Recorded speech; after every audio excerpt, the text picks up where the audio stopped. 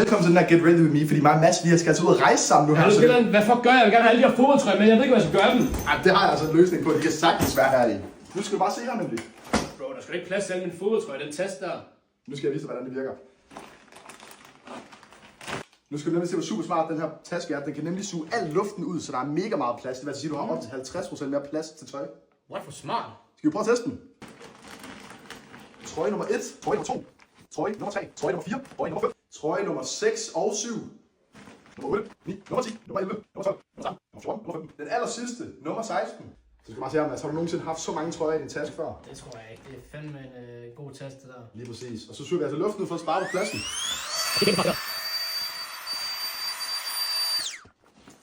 Sådan der, Mads. Så kan du altså have din taske med alle dine fodboldtrøjer med igennem håndbagage. Så skal du aldrig nogensinde tjekke en kufferten igen. Fuck, hvor smart, og sparer sgu sygt mange penge. Især når du ikke går med andet, jo. Du skal slet ikke have noget med, udover det her. Perfekt. Det er jo perfekt.